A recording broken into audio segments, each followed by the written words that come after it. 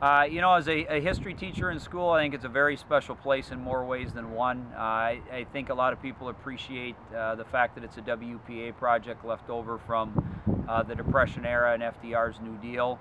It's one of 3 fields in the state that are like this. The Sunken Bowl image, Anoka's Pumpkin Bowl is that way, Hastings Field and Clark. Both of the other 2 fields have been refurbished already. Anoka was done in conjunction with the city. And Hastings was done by private donations by a family that lost a son in the Persian Gulf War. And talking to people in those communities, I think it's something that's really important. It's important to the core neighborhood of St. Cloud, of the Lake George neighborhood. And it's a piece of history that we feel really shouldn't be lost for the city of St. Cloud. Excellent. So Kevin, your dad also was a longtime Tiger, wasn't he? He was, yeah. Graduated in 1948 from here, and came back to teach here for many years, and was a football coach and a wrestling coach. Yeah, he touched a lot of people. He sure did. The reason Clark Field is important to me is it's a unique place. There aren't many places like it in the whole state of Minnesota, much less in the United States in general, and it's just a special place with lots of memories from my childhood all the way up until the present time. Mm-hmm. So guys, it's pretty neat. We have 3 generations of Voligs here. And Mr. Volig, I understand that the first year that Clark Field was open, you played on it the first game ever. Yes. And what was that like? Oh, it was great. I couldn't believe it. Coming from a small town and then coming to a place like this, that was a miracle for me, you know. I couldn't believe it. I just couldn't get over it, so thank God. And then my family took over and is still playing, and it's how much more would a person want, you know? Yeah. It's a great thing. Well, number 1, that I played here. Number 2, that I graduated the same year that Elizabeth Clark retired from Tech after 30 years, and it was our class who named Clark Field during that year. Clark Field is a one-of-a-kind facility. Currently we're playing at St. Cloud State University. It's a wonderful facility, state-of-the-art, great surface, great locker rooms. It's just not quite home. To me, this is what football is all about. It's about the high school kids, the proximity to the school. It's a great atmosphere here at Tech. There's no place that I've been to in my 30 years of filming and doing football that it matches this atmosphere and matches the intensity here at Clark Field. Well, like I said, in my coaching endeavors, I have talked to many people who say Clark Field is just the greatest field they've ever seen a football game on, because you are so close to the action. And the fact that we're going to keep a lot of this intact and the way it is will continue to make that a reality, and that it's so unique in the structure and how tight you are to see a football game here. It's very fun. You know, Clark Field, I think everyone playing football, soccer, lacrosse, heck, the marching band, everyone wants a place to call home. And when you look around the Midwest, if you look across North Dakota, South Dakota, Minnesota, you know, schools, teams have places they call home, generally speaking. And this was home for me, and it was home for thousands of student athletes that came through Tech. It was also a field that a lot of players, thousands, played throughout the state in either section playoff games here, or maybe as cathedral football players that used this and called this their home site for a number of years.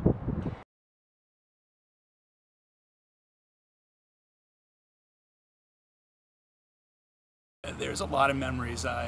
We used to have Wednesday night practices, and that was kind of fun. We'd practice after school, go in, have a bag lunch, and then come out and do two-a-days on Wednesdays. And that's kind of one of my favorite times of the year. Was we'd put the lights on, we'd go do our separate functions. Coach John Jarrett would take us down in the end zone and work our butts off. But those are kind of the fun times. I also remember all the great memories we had, and just the fans, the band, the cheers, and having your parents here and recognizing. My dad sat 30-yard line every game from the mid-'60s up until his death. He brought his army blanket, put it down the 30-yard line, and sat there. So it's kind of those memories that bring back great feelings of Clark Field, and how much he loved it, how much I loved it, and my kids are loving it too. Well, I think in light of athletics, the combination of the football team that we played on in both 45 and 46, and I was the co-captain of the football team at that time.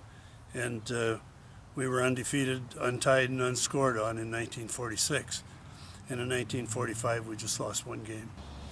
I just want them to experience it. You know, it's just.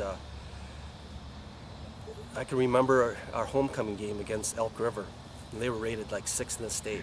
That was our homecoming, and I was telling Brian this the other day. Back then, the band was always dressed up in their blacks. You know, whoever the band director back then was just great.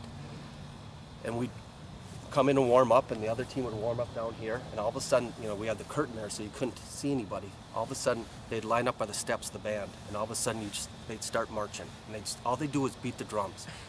And I could, you know, we could start looking at the other team, Elk River, and they thought, what is coming? It looked like an army coming. Boom, boom, boom, you know what I'm saying? So, you know, we start smiling. We knew they're getting tighter and tighter.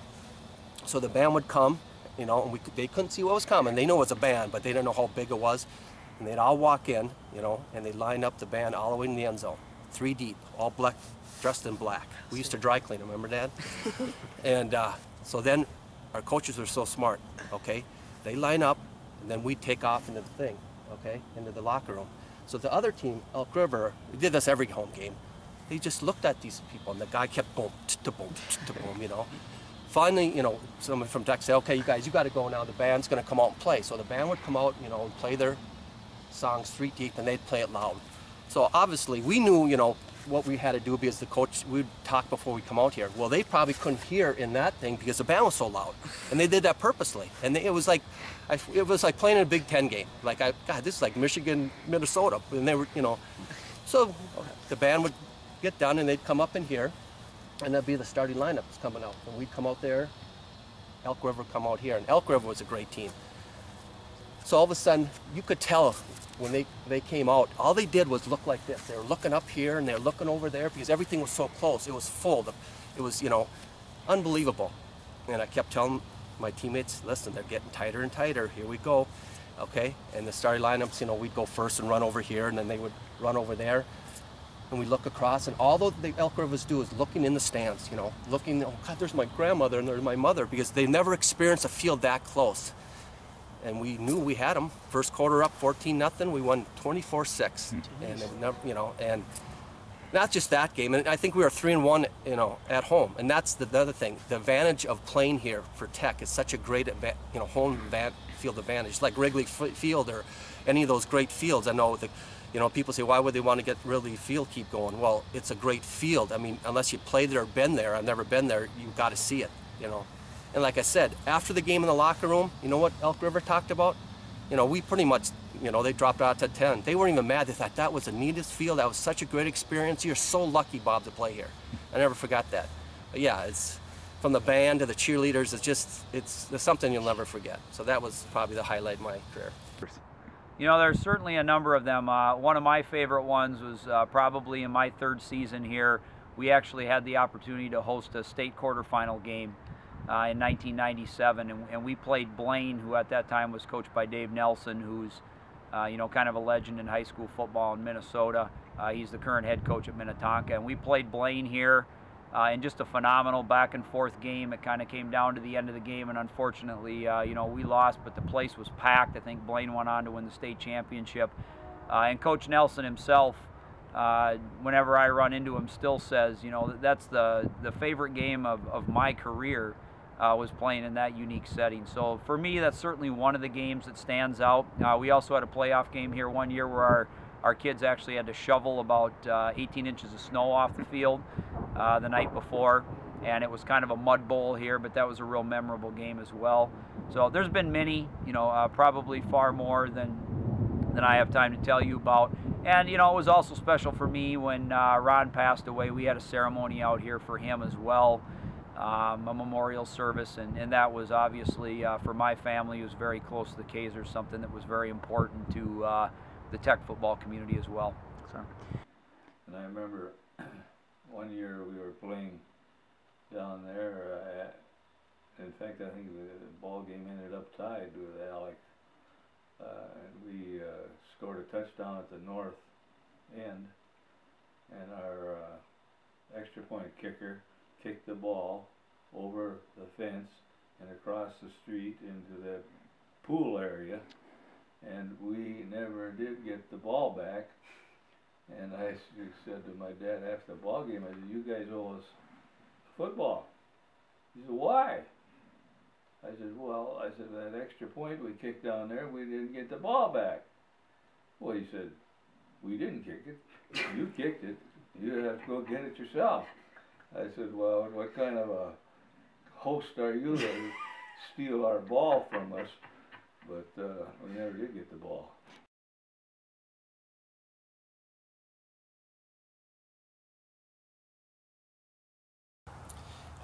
It's important for me to keep things going for our future. Right now, I'm for the last 8 or 9 years, I've been running a 5th and 6th grade football league. It's kids that we've cut our elementary programs out.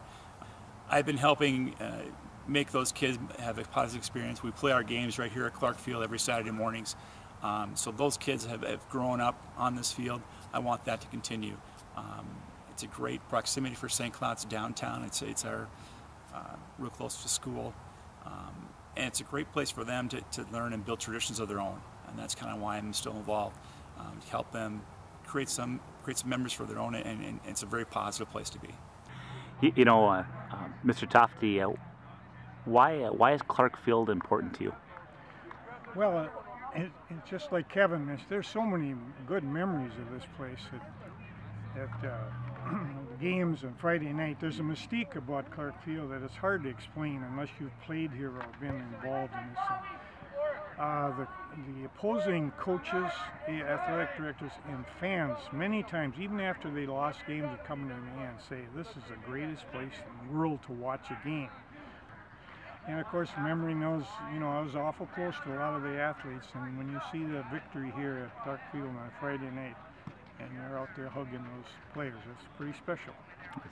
Well, the tradition of Clark Field is so important, and if you, as you go through, Joe, and you talk to all these athletes like Kevin and the ones that you're going to interview later on, they'll tell you the same thing. There's just something that's so special about playing on this field, and to keep it for generations to come, I think is really, really important. Well, when you think back that it was started by the WPA here, and it's been here since 1942 or whenever it started, and they started building it in 1938, I believe it was, and Tech has played here ever since until a year ago. And where are they going to play if, for example, they decide not to do anything about this? Are they going to sell the property and have apartment buildings built here or something like that? It would be an absolute shame not to keep the history of Clark Field here during that era when St. Cloud Tech football was really something in terms of the St. Cloud area, because there was only St. Cloud State, and there was no Apollo, and there was no football fields and football teams of any kind, hardly, outside of this whole area. You know, I think when you step back and look at what's going on with the history of the field, you know, the fact that we've had Super Bowl champions that have played on this field, we've had people be successful in all walks of life, the lessons that they learn. I think it's important to hang on to those things. You know, probably we're going to have a new Tech someday, but like Anoka and Hastings, that doesn't necessarily mean that we have to lose the field. And I'm, you know, really glad that the Alumni Association has decided to take this on, and we're also looking to expand the opportunities at Clark Field. We're talking about putting in turf, bringing boys and girls soccer and boys and girls lacrosse. It's something that, you know, can be used by Phi-Ed classes and community groups associated with Lake George and the revitalization that's gone on in the core of St. Cloud. So I think it's important in many, many ways beyond football. Because you were pretty proud at that time in history to put on a Tech football uniform and go out there on that field. It was a good experience, and I'm certainly glad that I had the opportunity. There is no question that this is one of the very premier places, venues to watch football in the state of Minnesota, but I would say across the Midwest. I have a dear friend. He was my college roommate and college teammate, played middle linebacker, signed with the Cowboys, so he played professionally, played at the collegiate level for 4 years, played at the high school level. Of all the stadiums, professionally, collegiate, and high school that he ever played in, his one favorite place to play is Clark Field. And he told me that last year when he heard Clark Field was closed, and he just couldn't believe it. He said, Schluter, that's absolutely the number one, my favorite place to play. He said we played our section championship game there and got a berth into the state tournament. And he said, if there was one place I had a chance to play one football game in the rest of my life, he said I'd play it on Clark Field. For me personally, the investment in Clark Field is, I've called it the stake in the ground. My belief is 742, St. Cloud itself needs to make a serious investment. And when I say serious, it's probably a $100 million investment, which I do not take that lightly, but a major investment in infrastructure. And why? Because people want to be where there are quality facilities, where there are quality schools. That's where housing developments grow up. That's where existing housing improves in its valuation. That's where businesses begin. That's where businesses expand. And if you look around our community, the St. Cloud community, greater metropolitan area, you look at Ricori, you look at Sartell, you look at Sauk Rapids, you look at Becker, and you look at Annandale. You look at all of those communities, and they've all invested in their school districts, in the physical plants. And so for me, Clark Field is nothing more than the stake in the ground. It's the first piece of investment that needs to happen in St. Cloud, and will be looked back upon as maybe where the tide turned and where we finally took a new commitment as to what we're going to do here with St. Cloud schools and St. Cloud education. Yeah. Why is it important for you that they keep Clark Field around for future generations? Well, look at it. What more do you want? Who wouldn't want this place and that parking and the field next door to it? I don't know how big it is. I can't remember, but this field, what more do you want? Look at it. It's the greatest thing. I don't think there's a place in St. Cloud or around the neighborhood that, I mean, these towns that have a field like this, what more could they do? I just don't understand. So many memories here for everybody. So I just hope to God they keep it just like it is, and what they have to do to it, move things, or I don't know what more they can do to what they've got here. So I hope they keep it.